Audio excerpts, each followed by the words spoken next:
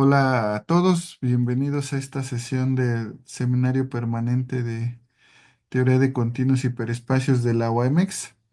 Es un gusto presentarles a la doctora Yaciel Pacheco Juárez. Ella es profesora de tiempo completo en la Universidad Juárez del Estado de Durango. Déjenme platicarles de su formación. Ella es licenciada en Matemáticas Aplicadas por la Benemérita Universidad Autónoma de Puebla. Es maestra y doctora en ciencias por la Universidad Nacional Autónoma de México, 2011 y 2016 respectivamente. Ella realizó una estancia postdoctoral en la Nipissing University en Canadá. Esto lo realizó de agosto a agosto de 2016 a 2017. Cuenta con más de 13 años de experiencia docente en tanto de licenciatura como en posgrado en matemáticas, matemáticas educativas, matemática educativa. Ha participado en diversas actividades de investigación, divulgación científica, ha dado ponencias, ha organizado eventos académicos, ha dirigido tesis, tiene proyectos y foros sobre equidad de género. Recibió el reconocimiento ha recibido reconocimientos como pertenecer al Sistema Nacional de Investigadores y al Sistema Estatal de Investigadores. Como ya mencioné, es profesora de tiempo completo en la Facultad de Ciencias Exactas de la UJET y es responsable de cuerpo académico en la misma facultad. Por último, sus áreas de interés en investigación son la teoría de continuos y muy recientemente se involucró en el área del pensamiento matemático avanzado en matemática educativa. Hoy nos hablará sobre órbitas en dendroides. Muchas gracias, Yaciel, por aceptar la invitación y adelante, te escuchamos. Muchas gracias, David. Muchas gracias a todos los que están presentes. Le comentaba a David que este seminario se me hace muy interesante. Siempre tiene expositores muy destacados y pues entonces es un honor para mí estar aquí, ¿verdad? Le comentaba ayer a mi esposo, bueno, a lo mejor no soy tan destacada, pero supongo que tampoco es tan mal, ¿no? Entonces, bueno, muchas gracias por la invitación y voy a empezar. Como les dije, como les dijo David, vamos a hablar sobre órbitas en dendroides. Empezando por homogeneidad. Bueno, espacios homogéneos, pues la mayoría ha escuchado hablar de ellos, aunque no se dediquen a esta parte de órbitas o uno entre en homogeneidad. Y pues un espacio es homogéneo, como ya sabemos, si dados cualesquiera dos y de azul, dados cualesquiera dos puntos, esos puntos los puedo, digamos que puedo mandar uno en el otro por medio de un homeomorfismo. Es importante decir que es un homeomorfismo del espacio en sí mismo. ¿Ok? Y entonces, pues, conocemos espacios homogéneos, como el de atrás, que era muy obvio que es homogéneo, porque estos espacios homogéneos, la idea que nos dan es de que son iguales por todos lados, ¿no? Si tú te agarras un puntito en ese espacio y luego te vas a otro lado y ves también, te paras en ese punto, en otro puntito, entonces te vas a dar cuenta que se ve igual que el anterior, ¿no? Por eso se dice homogéneo, es muy homogéneo, también en el sentido coloquial y en el sentido incluso como el que nos enseñan en la escuela, que es el de química, ¿no? Mezclas homogéneas. Entonces, otro que no se ve tan homogéneo, pero que sí es homogéneo, es el conjunto de Cantor o la curva universal de Mengel. Cualquiera de los dos es homogéneo y sin embargo no parece tan homogéneo, ¿verdad? Me distraje un poquito porque fíjense que aquí se me borraron dos cosas. Ya no están. Había ejemplos de más espacios homogéneos, pero bueno, aquí quiero poner otro. Déjenme ponerlo así rápido. Por ejemplo, una esfera, ¿no? Lo que les decía hace ratito, te paras en cualquier punto y dices, pues se ve igual que si me paro en otro, que si me paro en otro, que si me paro en otro, ¿no? Y puedo hacer un homeomorfismo que me manda un punto en el otro. También puedo como rotar, ¿no? Ya no igualito que aquí o tan fácil como en la circunferencia, pero también puedo rotar, ¿verdad? Mover, girar. Y como les decía, el conjunto de Cantor es homogéneo. ¿Y cómo es el conjunto de Cantor? Pues se acordarán, porque ya me dijeron que son de posgrado, de sus cursos de licenciatura, que agarras primero. el intervalo 0,1 y le quitas este tercio central, dejando los extremitos, ¿no? Es muy importante decir que deja los extremos. ¿Por qué es importante? Pues porque si dejas los extremos, lo que te queda ahí es un cerrado y lo agarras y otra vez le quitas el tercio del medio y otra vez le quitas el tercio en la siguiente parte y así, ¿verdad? Nos vamos construyendo el conjunto de Cantor y al final te resulta esto un conjunto cerrado. Y aquí no se nota que este espacio es homogéneo, pero lo es. ¿Y por qué no se nota que es homogéneo? Porque si le haces zoom y haces 1 millón de zoom ahí, le dice, pongan que le un 10, ¿no? De eso, o un 3. Pero si ustedes le hicieran 1 millón de zoom, de todas maneras, seguirían viendo ese mismo patrón, ¿verdad? Así, de pequeños intervalitos ahí separados. Entonces, pareciera como que siempre vas a tener puntos en la orilla y puntos en medio. Pero eso no es así. Ujú. Este, Eso no es así. De hecho, como el conjunto de Cantor es el límite de toda esta construcción, en realidad lo que va a pasar es que todos los puntos se van a ver iguales en el conjunto de Cantor. Son iguales ya en ese límite. Lo que pasa es que más bien nosotros no los podemos llegar a ver, ¿verdad? Y otro que es como de ese estilo, que no parece que son homogéneos o que hay un solo tipo de puntos, pues ¿quién será? Esta curva universal de Menger, ¿no? Y su construcción también es, digamos que parecida en el sentido de que vas intersectando subconjuntos cada vez, ¿verdad? Y vas construyendo por pasos el continuo o el espacio que tienes. Este se llama curva universal de Menger. Y entonces lo que haces es, agarras tu cubito, primero empiezas con él y luego le haces un hoyo en cada uno de estos lados, divides en 9 para empezar, ¿no? En 9 cada pared de ese cubo, y en cada uno de esos, 9, de esas paredes, perdón, en la división central, le quitas ese espacio, ¿no? Y le quitas en el otro, y le quitas en el otro, este, quitas por todos lados en las paredes, ¿no? Y entonces vuelves a hacer lo mismo ahora con cada uno de estos cubitos que te quedaron. Me parece que te quedan 20 cubos y entonces quitas en cada uno de esos cubitos que te quedó, haces el mismo proceso, ¿verdad? Y sigues haciendo el mismo proceso y sigues haciendo el mismo proceso. Y entonces en cada paso, pareciera que es como aquí en este paso grande, porque en cada uno de estos cubitos chiquititos vas a encontrar algo como así. ¿Sí? Y entonces en cada uno de esos pasos pareciera que nosotros tenemos pues puntos diferentes, ¿no? Los puntos que están en la carita, como en la pared, y los puntos que están adentro, ¿verdad? Sin embargo, al ir construyendo este proceso infinitamente, en realidad todos los puntos que te van a quedar al final son del mismo estilo. El espacio es homogéneo. Dados cualesquiera dos puntos, tú vas a poder mandar mediante un homeomorfismo un punto al otro. Ok. Y hay otros espacios en los que sí es muy claro que hay más de un tipo de puntos, ¿verdad? Y no solamente es que sea muy claro y que se vea, sino que realmente hay más de un tipo de puntos, ¿no?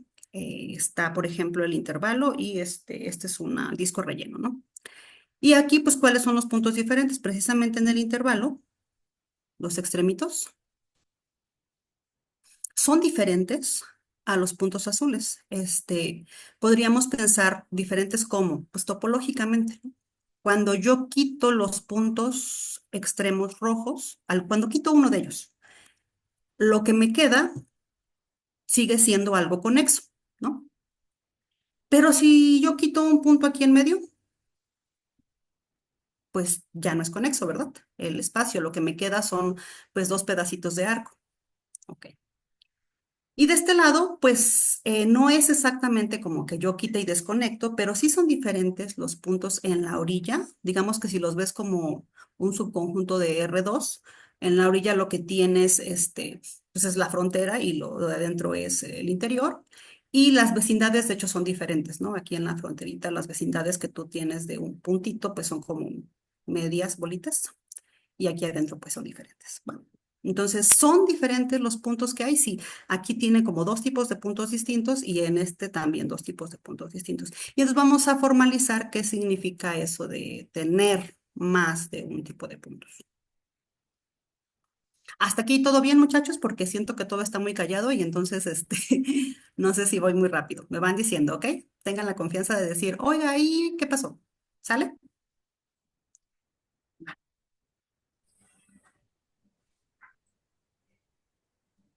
Sí, Entonces, gracias. Gracias a esa persona que habló. Ok. Entonces, ¿qué es lo que vamos a definir primero? Órbita. ¿Qué son las órbitas? Pues ustedes han oído hablar seguramente de órbitas, por ejemplo, de una función, ¿no? De un punto al aplicarle una función y van viendo cómo se mueve. Bueno, no nos vayamos a confundir. De esas órbitas no son de las que estamos hablando en este momento, ¿sale? ¿De qué órbitas quiero hablar entonces? Vamos a fijarnos en el grupo de homeomorfismos del un conjunto, ¿sí? Ustedes tienen a X un espacio. Ajá. Fíjense en el grupo de homeomorfismos de él. Le voy a llamar H de X. Ojo, en realidad no me interesa su estructura de grupo. Sí es muy padre y hay mucho que analizar ahí, pero como no me interesa tanto yo, a mí lo que me interesa es la topología, por eso le puse conjunto. Por eso aquí le puse conjunto, ¿sale? Entonces, ¿qué es h de x? El conjunto de todos los homeomorfismos de x en x. ¿Y qué es la órbita? Pues entonces la órbita de un puntito es, pues las imágenes cuando tú aplicas todos los posibles homeomorfismos, ¿sí? El conjunto de todas esas imágenes. ¿Vale? ¿Y esto qué significa? Significa que dos puntos pueden estar en la misma órbita, si, ¿qué pasa? Si yo cuando los agarro, puedo encontrar un homeomorfismo del espacio en sí mismo, yo voy de X en X, de tal manera que mando X en Y, ¿sale? Entonces, esta es la formalización de decir tipos de puntos. Simplemente podríamos pensar que son del mismo tipo si están en la misma órbita. Y entonces ya no voy a decir tipos de puntos, ¿verdad? Ya voy a decir órbitas.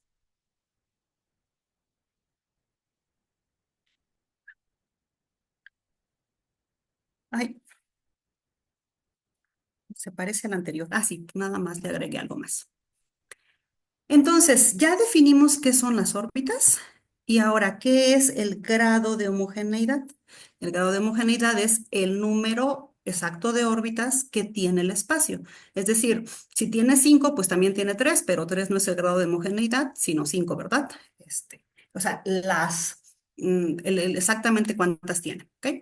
Y también esto se dice como que es uno entre n homogéneo el espacio si es que su grado de homogeneidad es n. Solo que en este caso, cuando el grado de homogeneidad es finito, a mí me gusta decir esta palabra, uno entre n homogéneo, pero no me gusta decir que uno entre, no sé, la cardinalidad de los naturales homogéneo, ¿no?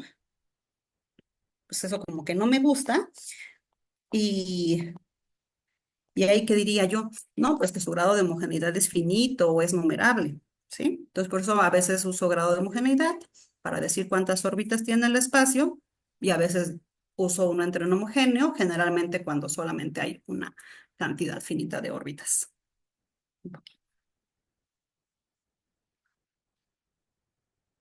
Y bueno, de estos ejemplitos que vimos hace rato, pues ya es claro que aquí tengo eh, esto grado de homogeneidad 2 o dicho de otra forma, que no me gusta el verde, espérenme, un medio homogéneos, ¿verdad? Son ejemplos de espacios o de continuos o medio homogéneos porque tienen dos órbitas. Y ojo, aquí me estoy valiendo, pues que ya son de posgrado y seguramente, pues ustedes esto pueden hacerlo, ¿no? Pero, pues por si hay cosas que probar, ¿no? O sea, si ustedes agarran dos puntitos dentro, aquí, lo que tendrían que probar es que hay un homeomorfismo, o sea, tendrían que construir el homeomorfismo en general para poder mandar un puntito en el otro. ¿El homeomorfismo de dónde en dónde? De todo el disco relleno en el mismo disco relleno. También tendrían que probar que si me agarro, por el contrario,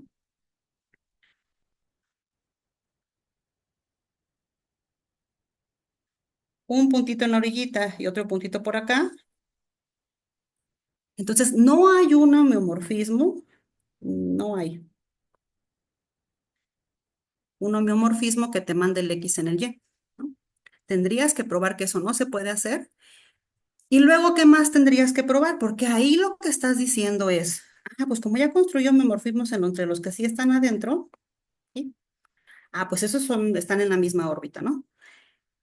Y luego dije, pues como no puedo mandar puntos de aquí adentro a la orilla, pues entonces esos no están en la misma órbita. Entonces al menos hay dos órbitas. ¿Qué nos faltaría probar? Que hay exactamente dos órbitas. Y entonces eso significa, espérenme, ahí voy tratando de borrar esto. Eso significa pues que ahora lo que tendría que hacer es pues agarrar dos puntos en la orilla, ¿verdad? Y ver que sí puedo encontrar un homeomorfismo que me mande uno en el otro y además que sea del espacio en sí mismo, ¿vale? Eso nada más es para dar una idea en general pues, de estas cosas de homogeneidad, que sí hay que construir los homeomorfismos, aunque a veces en casos como estos es tan claro o puedes encontrar las referencias donde puedes decir, bueno, esto por esta razón se da, ¿no? Pero en general sí, sí hay que construir los homeomorfismos. Va, siguiente. Ok, que se parece, en cierto sentido, a la curva universal de Menge, pero esta es planita, es la de Sierpinski. Esta tiene grado de homogeneidad 2. Aquí resulta que cuando tú estás construyendo este proceso de le quito el centro y le quito el centro y le quito el centro y así vas haciendo esto de partir en 9 cuadritos y luego quitar el cuadrito del centro y demás. Cuando vas haciendo ese proceso, al final lo que te queda sí tiene dos órbitas y eso pues no lo probé yo, ¿verdad? Está probado hace mucho tiempo y, y lo que me parece súper interesante de este ejemplo es que pues las cosas sí son como uno pensaría, ¿no? ¿Cuáles serían esas dos órbitas? Las dos órbitas serían pues precisamente lo que va quedando en la orilla. En cada paso que tú vas construyendo hay una orilla, ¿verdad? Ajá, hay una orilla, hay una orilla.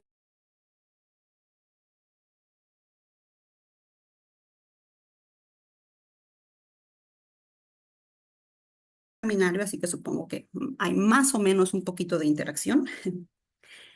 Pregunta que les tengo a ustedes es, las dos órbitas, ¿qué característica tienen? Fíjense, ¿serán cerradas, serán abiertas? En las anteriores, vean, sí, había una cerrada, sí, en la del arco, había la de los puntos rojos, es una órbita cerrada y la otra es abierta, ¿no? Pues claro, si hay dos, y una es cerrada, la otra es abierta. Y aquí también en el otro. El caso es que había en estas que les he estado mostrando anteriormente, o una órbita, lo cual lo hace cerrado, ¿verdad? O dos, pero una es cerrada y una es abierta. Aquí la pregunta es, ¿alguna de las dos órbitas es cerrada?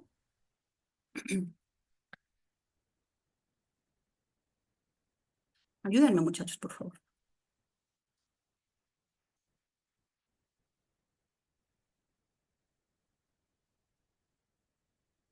No, no, ninguna de las dos órbitas es cerrada, fíjense. Las dos órbitas, ustedes traten de meter ahí como una bolita y no van a poder por ningún lado, ¿verdad? O sea, no hay un punto como en el interior, porque digo, si hubiera una cerrada, la otra sería abierta, entonces no van a poder hacer eso. Entonces, resulta que justo, déjenme hacerlo más grande. Este es el primer continuo de esta charla, claro, que no tiene ninguna órbita cerrada y sobre eso quiero que vaya la charla, no sobre solamente las órbitas, sino sobre observar cómo son las órbitas, no exactamente si cerradas o abiertas, sino a lo que se llama G delta. G delta es un conjunto que es intersección numerable de abiertos y en particular los cerrados y los abiertos son G delta. ¿Ok? Porque estamos, los cerrados porque estamos en un espacio métrico y los abiertos pues porque es intersección de un abierto, ¿no? Em, con numerable me refiero a finito numerable, ¿ok? ¿Hasta aquí todo bien, chicos? ¿Alguna duda? Chicos, bueno, no sé, yo le digo a todo el mundo chicos, ¿eh? ¿No? Entonces, ejemplos ya de continuos y sus órbitas y demás, ¿no? Ya habíamos dicho que estos dos eran homogéneos, el arco y ¿cómo se llama? Y el cuadrado, cualquiera en el celda en general. Fíjense, por ejemplo, también que si construimos algo así, a ver si me sale, espérenme. Voy a tratar de hacerle zoom aquí para poder dibujar. A ver, una, una compactación, no me sale. Una compactación, nos fijamos en una compactación, híjole, no se intersecta el rayo, ¿eh? Ahí parece que sí, pero supongamos que no. Y luego del otro lado también. Esto que tienen también es un medio homogéneo. Aquí, claro, está bien conectadito. ¿Sale? Y esto que les queda también es un medio homogéneo. Entonces, un tipo de compactación de ese estilo también es un medio homogéneo. Una órbita son las circunferencias estas del centro y las otras son el rayo. Y entonces algo así también para tres órbitas podría ser, agárrense una circunferencia y háganle lo mismo, pero ahora, un momento, así nomás, ¿sale? Va yendo la compactación en ese sentido y aquí esto tiene tres órbitas porque al inicio hay un puntito que es diferente al resto de los puntos del rayo, ¿verdad? Bueno, de hecho es que estos no son rayos, estos de aquí arriba no son rayos, ¿verdad? Lo que es como, es la recta, una compactación de la recta. Va. Entonces aquí arriba están tres ejemplos de continuos que tienen dos órbitas exactamente. Aquí abajo a la izquierda tenemos tres ejemplos que son continuos que tienen tres órbitas, tres tipos de puntos y están marcadas, de hecho, las que tienen colores están marcadas por colores. Este punto de aquí se llama de ramificación. Cuando lo quitas tienes más de tres componentes, ¿verdad? Más de dos componentes, tienes tres o más. Y aquí también es un punto de ramificación, es el único de ese estilo que hay. Se apagó mi pluma. Bueno, con la mano. Se le habrá acabado la pila, no sé. Aquí está. Va. ¿Cuál es la otra órbita? Pues precisamente como les había dicho, los puntos rojitos, estos puntos de aquí. ¿Y esos por qué son una órbita? Pues porque es fácil ver que yo puedo, por ejemplo, intercambiar mediante un homeomorfismo cualesquiera dos extremos, ¿verdad? Ujú. Y también con aquí, ¿verdad? Siempre que tengo dos puntos por ahí, puedo intercambiarlos. Bueno, no intercambiarlos, en este caso sí es hacer un homeomorfismo, no exactamente intercambiarlos. También aquí, todos lados hacer lo mismo. Y pues si uno está en un lado y el otro en otra patita, pues ¿qué es lo que haces? Intercambias primero las patitas y luego lo mueves dentro de la misma, ¿verdad? Bueno, entonces estos ejemplos son de tres órbitas y aquí a la derecha son ejemplos de cuatro órbitas. Una es la azul, otra la amarilla, la verde y la roja. Ahora sí, quiero ir hacia dendroides. Un dendroide es un continuo arco conexo y hereditariamente unicoherente. Dentro de los dendroides, las cosas que me interesan, bueno, no me interesan todos los dendroides, pero en particular hay unos muy bonitos que son las dendritas, que son localmente conexas, y los abanicos, que son aquellos dendroides que tienen exactamente un punto de ramificación al que se llama vértice. Y entonces, aquí esta es la notación, ramificación R de X, extremo C de X, ordinarios O de X. Y aquí tengo dos ejemplos. El de la izquierda es un abanico, solo hay un punto de ramificación. Y el de la derecha es localmente conexo. Es una dendrita entonces, y se llama dendrita de Yeman. Ah, importante, que quería yo ir revisando lo de las órbitas cerradas, ¿verdad? En la izquierda tenemos órbitas cerradas, en el abanico de Cantor sí tenemos órbitas cerradas. Siempre que yo tengo un abanico, pues automáticamente hay una órbita cerrada que es el punto de ramificación, ¿no? Entonces, pero bueno, a lo mejor eso es hacer un poquito de trampa, pero en realidad ahí está la órbita que es cerrada. Y otra sería la de los puntos extremos. Ahí abajo en el piso, en el abanico de Cantor, está Cantor. Y entonces tenemos que esa órbita de puntos extremos es una órbita cerrada. ¿Ok? Y en este lado derecho también resulta que los puntos extremos me forman una órbita. Todos son del mismo tipo, entonces me forman una órbita y esa órbita pues también es cerrada porque también tenemos ahí al conjunto de Cantor. Pero no solamente es la única, ¿no? Aquí, por ejemplo, en los ordinarios, que son estos de acá, los de ramificación pues son los que tienen así, les salen como más de 3 patitas o más, ¿no? Los extremos pues son los que están al final de los arcos y entonces los otros se llaman ordinarios. Y estos ordinarios resulta que son abiertos aquí en este ejemplo. Y entonces ahí está otra órbita de las que me interesan, ¿no? Estas órbitas que les decía que son G delta, en las que incluyen los abiertos y los cerrados. Otro ejemplo es el abanico del ELEC. Pues obviamente como es abanico, ya dije, aquí está su órbita cerrada. Pero también está muy padre porque en este abanico está caracterizado por ser el único abanico cuyo conjunto de extremos es denso. Aquí hay un intento de dibujo en el que hay patitas de todos los tamaños por todos lados, pero en realidad pues casi como lo quieran dibujar es muy complicado que sea acertado, ¿verdad?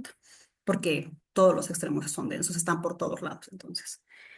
Y este abanico también tiene 3 órbitas que son el punto de ramificación, todos los otros ordinarios y los extremos. Esa es la tercera órbita, ¿sí?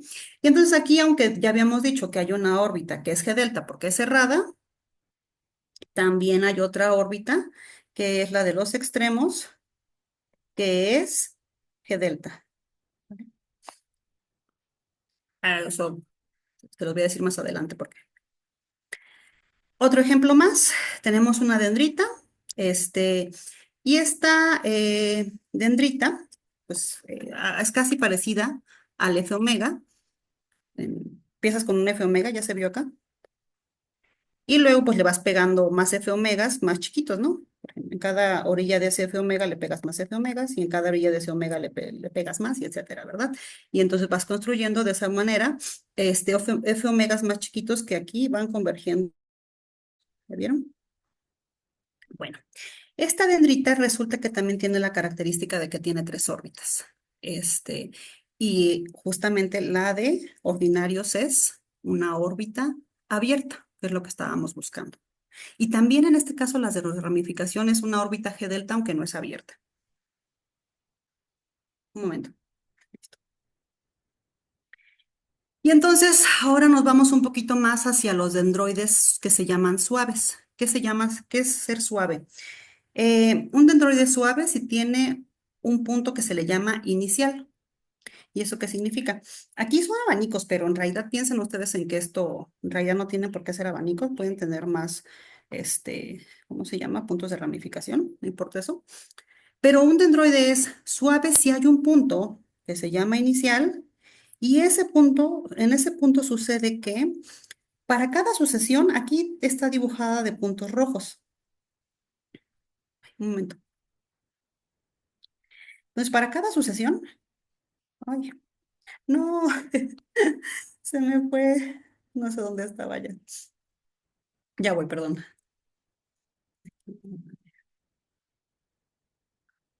Aquí.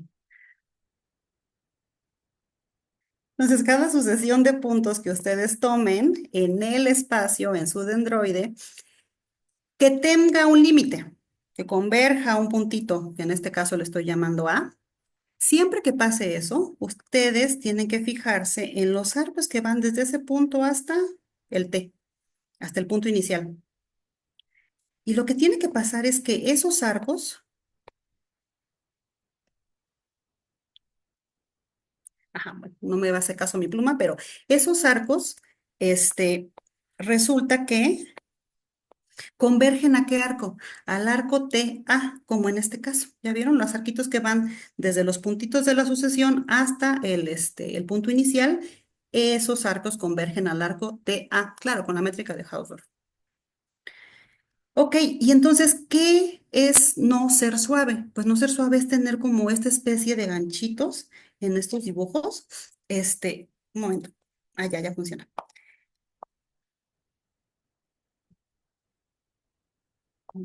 Creo que no tiene batería. A ver, déjenme ver cómo se le cambia aquí para que pinte con el dedo. Supongo que así.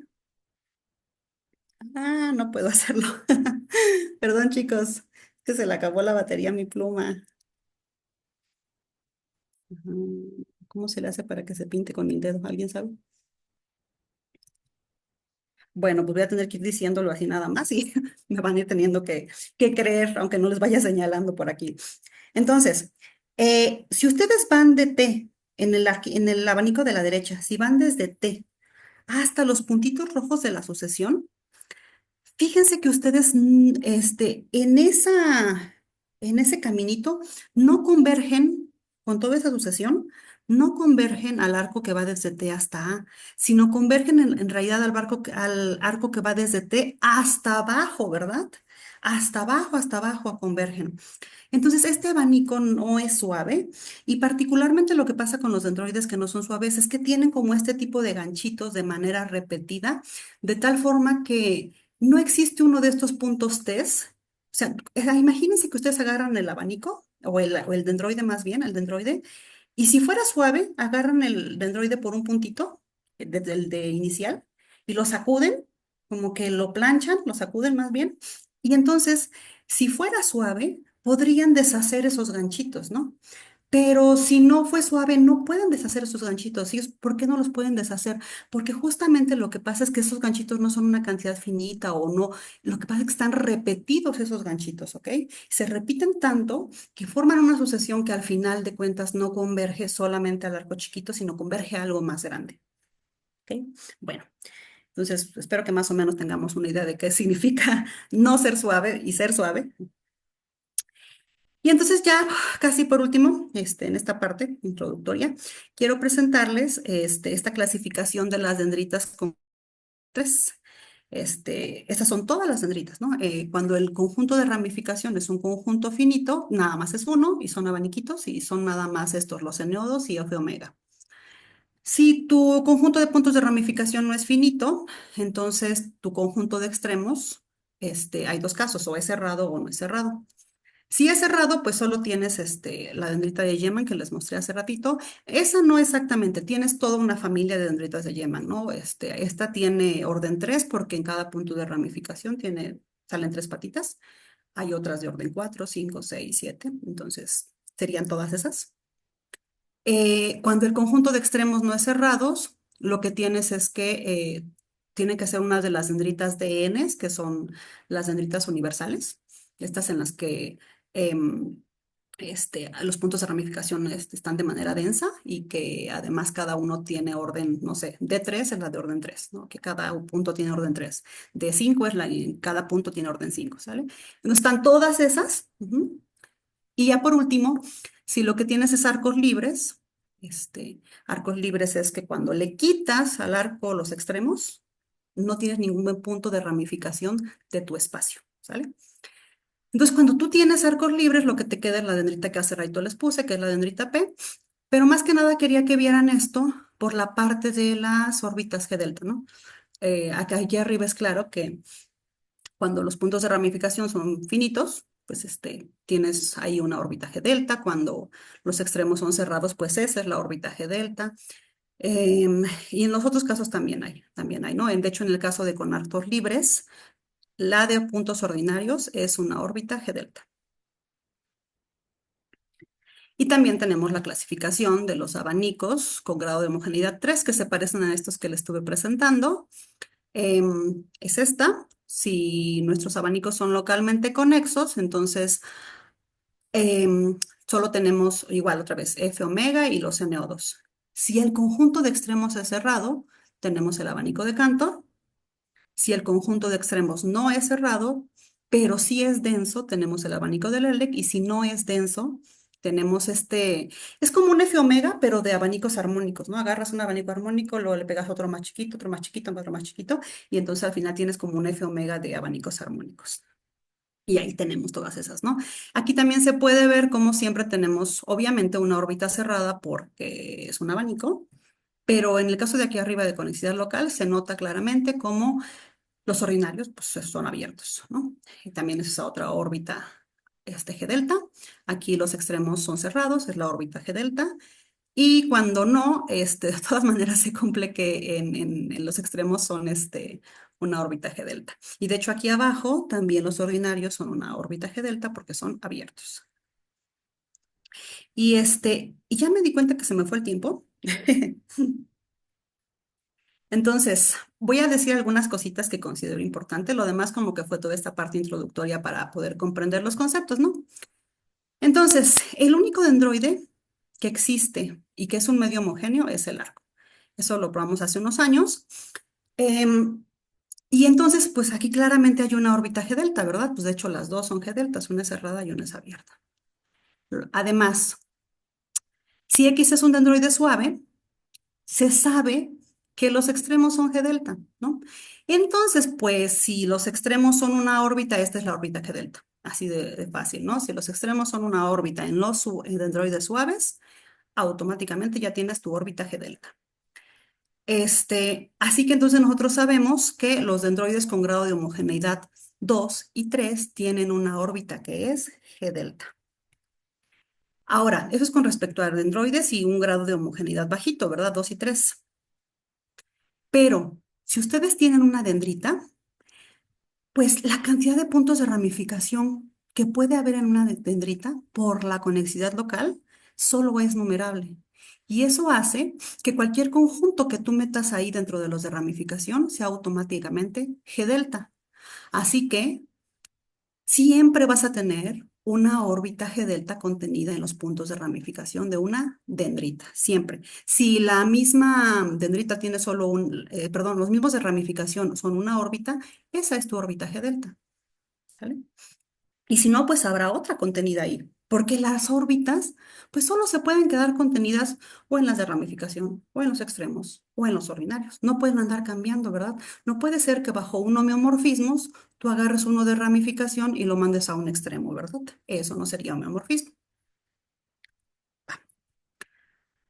Ahora, también tenemos este resultado. Esto sí es algo más nuevo. Fíjense que lo anterior, estas pequeñas cositas que les voy poniendo acá, han salido de otras investigaciones que ya teníamos nada más observando, como yo les fui poniendo a ustedes, lo que veíamos en esta clasificación de dendritas, en esta clasificación de abanicos con 3 órbitas. Ok, pero entonces en este de 4 pues no sabíamos varias cosas, ¿no? Y entonces aquí de todas maneras resulta que si ustedes tienen un dendroide suave con 4 órbitas exactamente, también una de ellas va a ser G delta. Puede ser que más, pero al menos hay una que sea G delta. Y entonces aquí, aunque no les dé la demostración, puedo decirles algunas cosas. Entonces, si, si la órbita de los extremos, perdón, si los extremos te forman una órbita, esta va a ser la G delta, porque ¿se acuerdan que les dije que en los suaves los extremos son G delta? Entonces ya, automáticamente terminaríamos. De otra forma, lo que pasaría es que los extremos son unión de 2 órbitas, de dos órbitas. Y entonces se cumpliría lo siguiente. Habría que probarlo, pero habría que poner los detalles, más bien dicho, pero sí es cierto. Em, Si los extremos no tienen puntos iniciales, ¿qué eran iniciales? Estos de la suavidad, ¿se acuerdan? Si no tienen puntos iniciales, la órbita G delta resulta ser exactamente la de los iniciales. Y si sí tienen puntos iniciales, entonces habría otra órbita que no coincide con esta de los iniciales. Pero entonces, en cada caso, si ustedes tienen un dendroide suave con 4 órbitas, al menos una de ellas va a ser G delta. Y entonces, en realidad lo que estamos haciendo es revisar como dendroides con un bajo grado de homogeneidad y viendo que siempre hay una órbita G delta. Eso es lo que nos gustaría concluir, ¿no? Aquí no podemos terminar todavía de concluir eso. Una complicación en todo esto que les he estado diciendo, ¿dónde podría estar? Es que, fíjense que aquí cuando puse yo lo de ¿cómo se llama? Las dendritas. Parece como que siempre tenemos puntos de ramificación, extremos y ordinarios, ¿no? Como que siempre, siempre. Y también aquí. Bueno, sí, en las dendritas y en los abanicos siempre hay puntos ordinarios.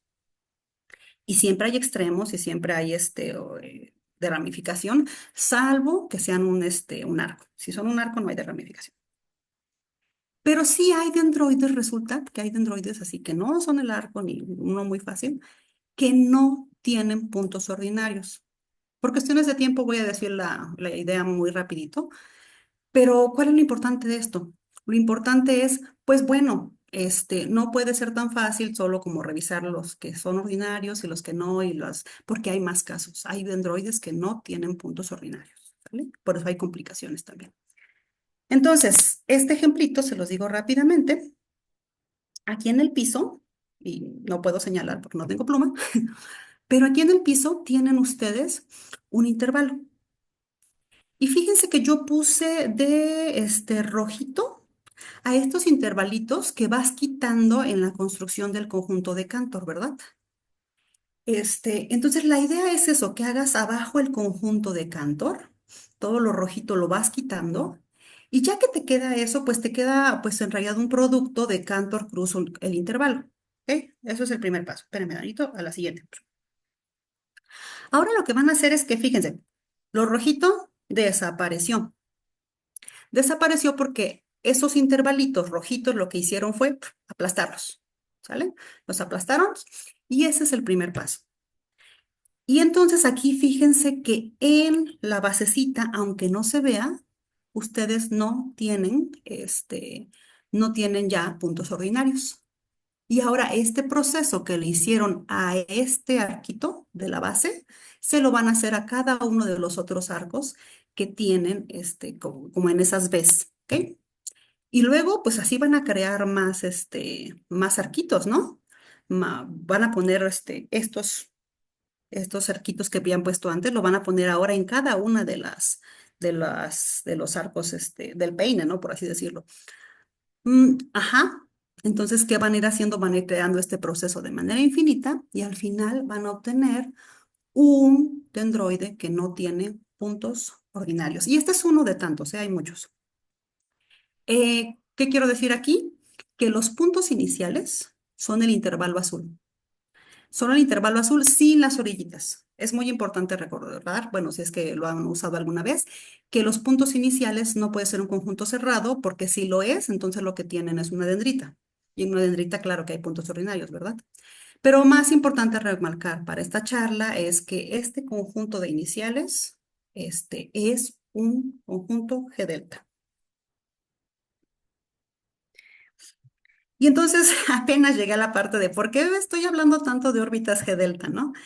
Déjenme ver si puedo arreglar de qué manera puedo usar aquí la pluma porque la necesito. Mm, ¿Alguien sabe que use estas cosas de cómo escribir con el dedo ahí en este lugar? No. A ver, así. Que lo voy a necesitar.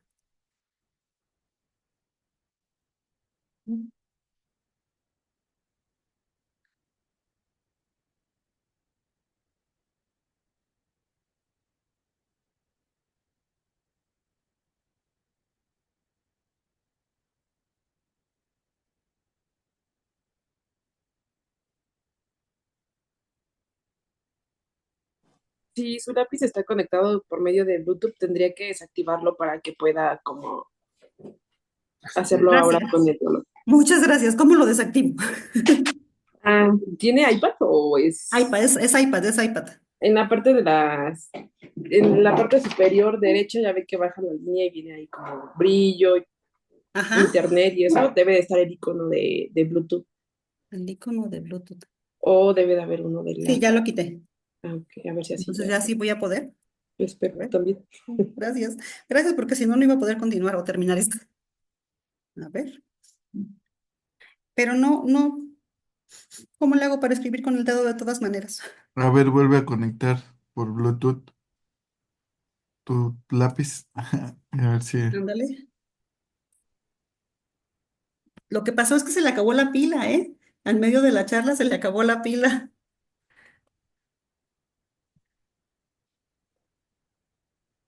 Este... Bueno, no pasa nada. Si quieren, les digo la idea, aunque no sea con con dibujitos y demás, pero bueno, les digo la idea para que podamos concluir el seminario, que ya Marito va a terminar, ¿ok? Entonces, aquí tenemos una consecuencia del teorema de Efros para continuos homogéneos. Teorema de Efros es muy usado justamente porque durante mucho tiempo estuvo esta pregunta abierta de cuáles son todos los continuos homogéneos del plano o los compactos homogéneos del plano, ¿no? Y se usaba mucho algo muy parecido a esto. Perdón, les digo, no voy a poder hacer los dibujitos, pero les voy explicando, usen su imaginación. Entonces, supongan ustedes que tienen un espacio métrico y compacto y luego agárrense una órbita. Y supongan también que esa órbita es G delta. Aquí es donde aparece lo G delta. Ujú. Entonces, ¿qué va a pasar? Para cada épsilon existe un delta de tal manera que dos puntos en la misma órbita G delta con distancia menor a delta cumplen que para ellos va a existir un homeomorfismo que te manda uno en el otro. Eso ya lo sabíamos, están en la misma órbita. ¿Cuál es la diferencia? Ese homeomorfismo que existe es un épsilon homeomorfismo. Es un homeomorfismo que mueve menos que delta, perdón, menos que épsilon, ¿sale? Entonces lo que te está diciendo aquí es, con que los puntos estén muy cerca, tú puedes mandar un punto en el otro de tal manera que todo el homeomorfismo te mueve muy poquito todo el espacio, ¿sale? Entonces, repito, el homeomorfismo mueve muy poquito el espacio. Esa es la idea aquí.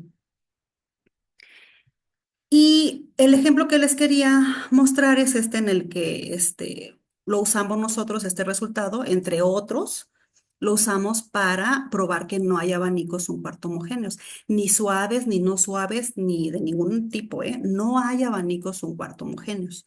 Y para eso usamos este resultadito que les digo que es una consecuencia del teorema de Efros y voy a tener que decir las cosas así. Si sí los hubiera, si sí hubiera abanicos un cuarto homogéneo, habría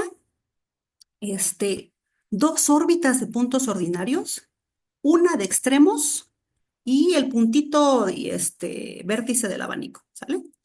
Entonces, fíjense que de ordinarios, aquí yo pinté una órbita con esos puntitos rosas, ¿sale? Y con esos puntitos rosas me estoy refiriendo a la órbita que no es la G delta, ¿sale? Nosotros encontramos que hay dos órbitas de ordinarios, una va a ser los rositas y la otra va a ser el complemento y son G delta. Esa órbita es un conjunto G delta. Y entonces, fíjense, ¿no se ve muy raro ese dibujito? Estas partes negras, piensen que sí son la mayoría de los de la órbita de ordinarios, que no son los rosas, ¿no?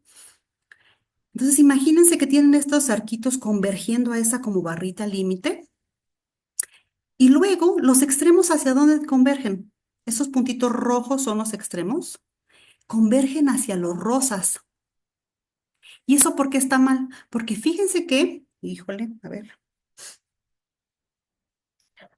ahí donde le estoy haciendo zoom, porque no puedo señalar, ahí donde le estoy haciendo zoom, muchachos, entonces van a tener puntos muy cercanos de la órbita que es G delta, pero ¿qué va a pasar con los rojos? ¿A dónde van a ir? Si yo mando un punto en el otro, si yo mando un punto en la barrita límite de los que están aquí bien cerquita, en la barrita límite, ¿qué va a pasar? Ese rojo al ser extremo tendría que ir al de hasta abajo, que creo que en el dibujo se ve de azul, ¿sí? Ah, tendría que ir hasta abajo.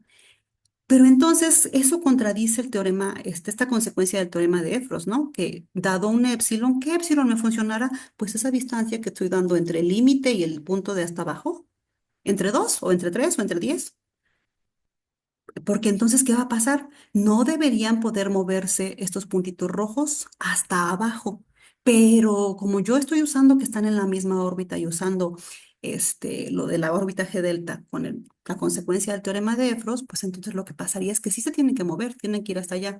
Conclusión, no puede haber cuatro órbitas. Aquí se los dije muy sencillo, pero en realidad pues sí hay que hacer detalles, ¿no? Hay que encontrar que estas dos órbitas son de ordinarios así y así, una es G delta, no sé qué, y la otra es la de extremos y así, ¿sale? Pero entonces más o menos de esta forma se usa el teorema de Efros. Quería ahondar un poquito más acerca de esto, si no se me hubiera ido la plo de la pluma. Quería ahondar un poquito más acerca de cómo usar este teorema de Efros, principalmente en este tipo de como contradicciones, ¿sí? Y bueno, ya nada más les pongo entonces unas preguntitas rápidas. Si X es un dendroide con bajo grado de homogeneidad, ¿será que siempre tiene una órbita G delta? Con bajo grado de homogeneidad me refiero a lo mejor hasta 5 o 6, pero en realidad pienso que si es finito será G delta. Y luego trabajo qué condiciones los continuos tienen órbitas G delta, eso es muy general, para poder aplicar este teorema de Frost, ¿no? Claro, tiene un sentido esta pregunta. Em, y ya como otros comentarios es que sí existen continuos que no tienen ninguna órbita G delta. No se los mostré aquí, tampoco están muy fáciles. Em, pero yo los que conozco tienen un grado de homogeneidad finito. Entonces mi pregunta es si ¿será que se necesita entonces tener grado de homogeneidad infinito para no tener órbitas G delta? Cuatro, estamos convencidos de tener una familia de continuos un cuarto homogéneo sin órbitas cerradas. Y con pequeñas modificaciones haríamos de un quinto, un sexto, un séptimo, etcétera. Para cada grado de homogeneidad finito, tener familias en las que no hay órbitas cerradas. Y ya la última es que también sabemos que si tenemos un continuo, así en general, no solo dendroide, un medio homogéneo sin la propiedad de Kelly, entonces aquí también tiene que haber órbitas G delta. Y la hipótesis o lo que quisiéramos saber es si siempre pasa, al menos para los continuos o medio homogéneos, que siempre tengan órbitas G delta. Creo que sí, pero no sé cómo seguir. Y bueno, pues estas últimas preguntitas, les digo, las estuvimos trabajando con Norberto, que de hecho es de allá está trabajando en Toluca, y con Hugo Villanueva. No avanzamos, no hemos continuado, más bien dicho, en el trabajo, pero sí, las pongo aquí nada más muy brevemente, sin explicación, porque es un trabajo conjunto con otras personas. Y bueno, pues ya, se acabó el tiempo. Muchísimas gracias. Muchas gracias, Yaciel. Se me fue el tiempo. No, está muy bien. Gracias. ¿Hay alguna pregunta o comentario? Patti dejó aquí las indicaciones para escribir con el lápiz, pero creo que ya. No, ya dije, no pasa nada, se los digo y ya, porque no, si no me quedo mucho tiempo en eso. Sí, No pasa nada. Es que Marta, ya veo. Sí, lo que pasa es que esta no es mi tableta, es la de mi esposo. Debí usar la mía. No la traje y dije, pues préstame la tuya, uso la tuya. Y ajá, no me la sé usar. te escuchamos, Bueno, Marta. adelante. Sí, ¿existe otro ejemplo de una órbita densa además del abanico de Lelek? Sí, pero no en abanico, no, porque la caracterización es Ah, esa. ok. Si tú tienes una órbita densa, automáticamente es el de Lelec, pero sí hay otros ejemplos con órbitas no, con extremos densos, pero en dendroides, ya más generales. Ujú. Ah, ok. Sí, bueno, por ejemplo, de hecho, esa es la forma en la que me gusta construir a mí el abanico del ELEC. Eh, es que agarras un arquito abajo, agarras un arco, y en ese arco empiezas a hacer una construcción en la que pones primero arcos de cierto tamaño, ¿no? Y luego arcos más pequeñitos, pero como mezclados entre los otros arcos de que eran más grandes, ¿no? Y luego arcos más pequeñitos y otros y más grandes y así. Por ejemplo, tomándote algo como los racionales diádicos para que tengas de todas las alturas, los arcos. Y entonces al final lo que tienes es a lo que le llaman el Hairy Arc, el arco peludo. Y cuando tú agarras el Hairy Arc y le aplastas la base, lo que tienes es el abanico del ELEC. Entonces a mí me gusta construirlo así, el del ELEC, porque pasas primero por el otro, pero es mucho más claro, como puedes verlo incluso, ¿no? Y ya después te imaginas nada más que lo aplastas. Y ese tiene, por supuesto, un conjunto de extremos densos. Ok, y pues, bueno, tiene como sentido a futuro eso pensar como en trabajar en órbitas densas, pero como generalización. No sé si que las órbitas densas te generalicen cierta clase o algo así. Em, O, Pues fíjate que justamente en las cosas que íbamos trabajando, notábamos que cuando tienes un grado de homogeneidad pequeño, como que es factible que te encuentres dentro de esa familia del grado de homogeneidad más pequeño en la que estés trabajando, una órbita, no más, no. un ejemplo de un continuo que tiene órbita densa, ¿no? De alguna forma. Mm, Y siempre encontrábamos órbitas G delta, eso sí, siempre encontrábamos órbitas G delta. Entonces, supongo que la respuesta es sí. No sé si la comprendí bien la pregunta, pero creo que sí. O sea, sí tiene sentido pensar en las propiedades de las órbitas, sí, entre ellas lo de densidad. ¿Cuándo es densa una órbita? ¿Por qué es densa una órbita, no? Ok, gracias. No de nada. Gracias, gracias Marta. ¿Alguna otra pregunta, comentario?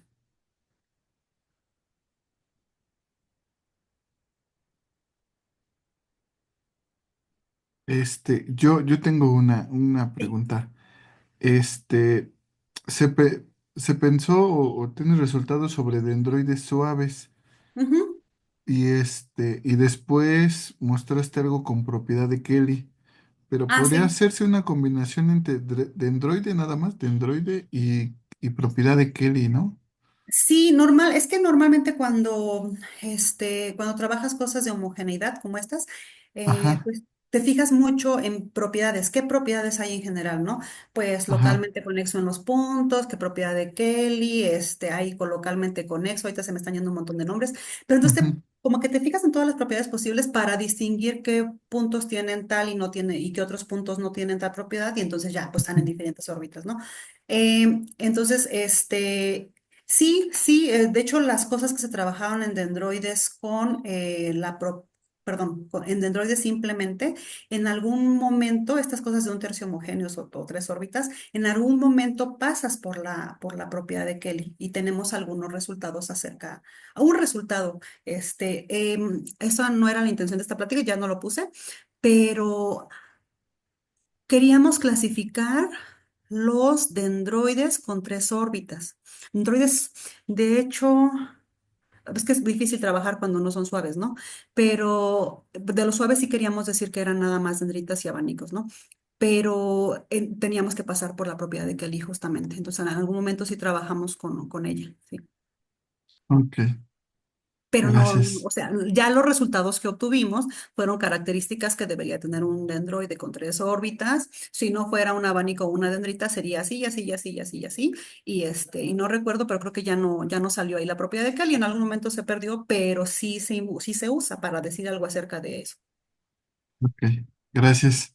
No, de nada. ¿Alguna otra pregunta o comentario para la doctora Yaciel? Y fíjense, yo quería nada más mencionarles esto de la de Efros, porque lo otro es más común, lo otro de agarrar propiedades topológicas y decir, qué puntos tienen y qué puntos no tienen, porque pues ya ahí son órbitas diferentes. Pero en esta de Efros, no es necesariamente que pues tengan la propia de Kelly y no tengan la otra y tengan no sé qué, ¿no? Entonces, como que sí te dice algo de que pertenecen a distintas órbitas usando otra herramienta. Ok, ok. ¿Alguna otra pregunta, comentario? Hay una en el chat. Ah, muy bien. Chat dice, La caracterización del abanico de Lelek es en abanicos suaves. sí, sí, y esa pregunta es muy buena porque, este, nosotros intentamos construir un abanico no suave, que tuviera la menor cantidad de órbitas, o sea, tres. Y nos salía una especie de abanico de Lelec, ¿no? El problema es que esa construcción que intentábamos proponer, creíamos que tal vez no iba a ser un abanico al final, un dendroide, pero tampoco podíamos probar que esa construcción te daba otra cosa, ¿no? Y además eso no probaba que en realidad no puedes construir un abanico, un tercio homogéneo no suave. Entonces lo que tenemos son características de cómo debería de ser un abanico, un tercio homogéneo no suave. Tenemos esas características y sería, sí, como un similar al abanico del Lelec, pero no suave. Pero creemos que no existe. Ay, bueno, no sé, antes creíamos que no, luego que sí, luego que no, y yo me quedé en que no. Pero sí, Gracias. estén suaves. Pero sí está bien Podría, padre eso de construir uno no suave con tres órbitas, porque el del L que es súper usado, ¿eh? No solamente en continuos. Cuando te metes a esas cosas de homogeneidad, empiezas a revisar otras partes que ya tienen que ver con otro tipo de topología o de incluso herramientas que tienen que ver más con álgebra o sí, con otras cosas. Y resulta que lo usan no solamente mucho en topología, usan muchísimo el abanico del L. Entonces, si se pudiera construir uno no suave, sería muy interesante. sí, recientemente creo que hasta hicieron algo de dinámica. ¿Ah, sí? ¿No? Ok, Creo que sí. ok. Sí, yo lo he visto hasta en teoría de gráficas, Ramsey y como límite de inverso, bueno, eso es Ujú. con topología, pero hay otra cosa, le llama límite de Fresé. Límite de Fresé, eso Mm, tiene ok. que ver más con lógica, teoría de modelos. Límite de Fresé Así también lo he visto el del ELEC. Y de hecho he visto con estas herramientas, he visto cosas que tienen muy bajo grado de homogeneidad. Entonces, incluso este homogéneo, ay Dios mío, que va para allá y viene, el pseudoarco también, ¿no? Ujú. Entonces, sí, yo en algún momento pensé que a lo mejor sería algo muy interesante averiguar como qué tanto tiene que ver este grado de homogeneidad más bajo posible en tu familia para que lo puedas construir como un límite de Fresé y eso se relaciona con otras áreas. Ok. Marta pregunta que si es muy difícil la construcción, que si la podrías platicar. Del... La de los suaves, sí, más o menos se las dije ahorita, ¿no? Es esta del arco peludo Ujú. que les decía yo, agarras una línea y primero pones líneas de tamaño uno, ¿no? Y luego líneas de tamaño un medio, y luego otras de tamaño, un cuarto, tres cuartos, y así vas haciendo, más o menos, de tal manera que el resultado sí sea compacto, y pues, bueno, ya, al final, lo que haces es, eso lo que te queda es un Heiry arc, y luego nada más aplastas la base. Ujú. Del no suave. No, no, no, está terrible. No, no, es algo que no Ujú. podría, no, no puedo ni escribirlo. Entonces, no, no, sí es algo que está muy, muy difícil. Estuve trabajando hace tiempo con Logan en Canadá, justamente cuando fui a Canadá, y parte del trabajo que hicimos era incluso tratar de dar una descripción de este abanico no suave. Él es buenísimo, también es buenísimo para escribir. Entonces yo tenía muchas ideas, las platicaba con él, pero el que estaba tratando de escribir ese ejemplo en particular era él. Y la verdad es que no lo pude escribir, o sea, me lo intentó describir varias veces, no, no, no había como tanta claridad. Y además, como les digo, estaba bien difícil porque el problema no solamente era construirlo y ya, sino que era probar que también lo que te quedaba, no tuviera. ¿Cómo se llama esto? Si fuera un abanico, si fuera un dendroide, no fuera a lo mejor, ay Dios mío, es que cuando esos procesos así en los que vas y vienes y enrollas muchas cosas y demás, eso te podría provocar cosas como un pseudoarco. Ujú. Entonces, a final de cuentas, te puede quedar algo indescomponible y no podíamos probar que no te quedaba algo indescomponible, ¿no? Y además, sí, pues imagínense, ¿qué les dije en algún momento? Pues aquí se ve bien bonito porque hay dos órbitas y decimos hay dos tipos de puntos diferentes, pero a final de cuentas también tienen que probar, tienen que poder dar los homeomorfismos. Entonces, si la descripción del propio continuo está difícil, este, además tienes que pensar en cómo construirlo para que puedas, a final de cuentas, crear homeomorfismos, ¿no? Poder describir homeomorfismos, darle nombre a las cosas. Y eso es lo que quedaba súper terrible también. Entonces, sí, no, no puedo perdonar. Sí, Gracias. gracias. Pero tiene que ver con estos ganchitos que les puse, ¿se acuerdan? Los ganchitos aquí, a ver, déjenme ver si digo algo más o menos que pueda servir. Yo les puse la definición de no suave, ¿verdad? Y les puse unos ganchitos. Ajá, acá. Pues imagínense que sí serían estos ganchitos, pero estos ganchitos serían de todos los tamaños posibles, minis, grandes, más chiquitos, ¿no? Por todos lados, por todos lados en su abanico, por todos lados. ¿Cómo? Pues a lo mejor enrollas, haces un gancho y sobre ese gancho tienes que hacer luego otro más chiquito y tienes que hacer ese tipo de cosas, ¿eh? Y entonces lo que tendría que pasar es que cada punto de su abanico tendría que ser límite de esos ganchitos. Cada punto en su abanico tendría que ser límite de esos ganchitos y entre otras cosas, ¿no? Pero lo que sí pudimos probar es que en ese dendroide, la órbita de los puntos, si existiera, claro, en ese abanico, la órbita de los puntos extremos sería G delta, ¿no? Justamente. Pero digo, es solo para que tengan una idea, es muy vaga, pero ahí está. Gracias, gracias. Gracias. De nada. ¿Alguna otra pregunta o comentario? Bueno, si no hay, te agradecemos nuevamente, Yaciel, por tu participación. Muchas gracias, muy amable, David. Estamos en contacto, gracias.